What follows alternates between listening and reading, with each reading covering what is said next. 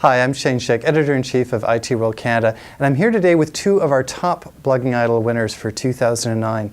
Pedro Cardoso, a first-time blogger, managed to get the top prize of $1,000 in cash by writing about everything from IT management to Welcome Back, Kotter.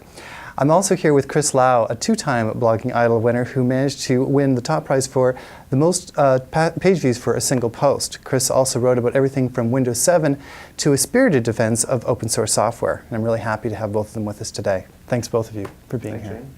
I guess just to start off, I wondered if we could talk a little bit about what drew you to the contest and got you involved. Pedro, this was your first time blogging. I guess, you know, what made you decide that now was the time for you to kind of enter the waters?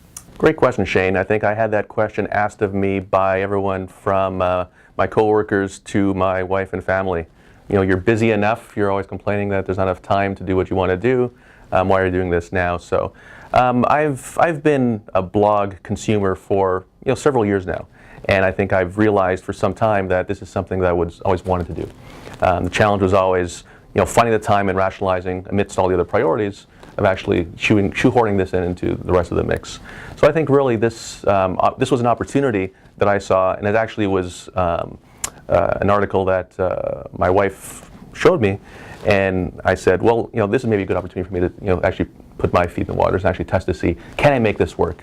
And a good test, and then based on that, see if I will sustain it afterwards. So that was really my impetus. I was looking at this as a vehicle to really see if blogging was for me, if I was for blogging, and if I would get the enjoyment that I thought out of the experience.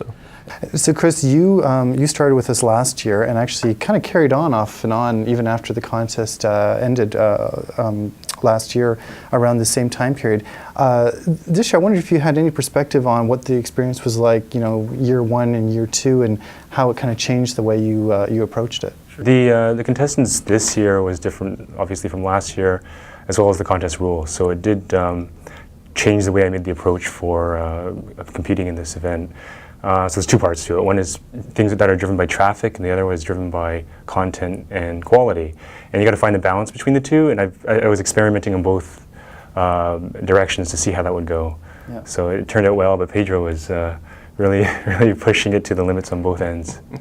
Well, what did you find was the key to kind of getting the kind of traffic levels you wanted, plus the kind of doing the kind of quality work that you wanted to do? To get to that level, it has to do also to do with the contestants that were, the people that were there that were competing, and to learn from how they were doing it too. Because I found that what I was also accomplishing, the other contestants would do the same too. Because it is a blog idol, and it is to see people doing better than yourself. Yeah. So it is a learning experience from my perspective, and also for the contestants, I'm sure. Yeah. And just to compare it from last year, it was more driven with quality, and not to say that the quality was different this year, just that the rules and the people who were playing last year were different. So you just adapt to what the environment was from year to year. What did the competition for traffic do to your approach, Pedro?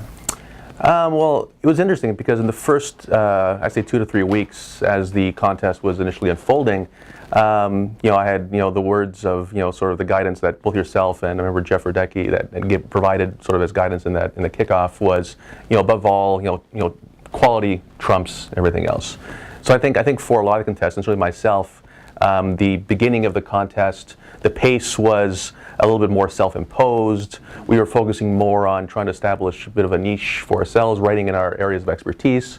And I think, as the contest progressed, and I think where Twitter really kind of collided with our contest, it was at a point where once the traffic became more of a differentiator in terms of the the hits and the performance that people were seeing coming back from the article being posted, I think that's where the pendulum definitely shifted.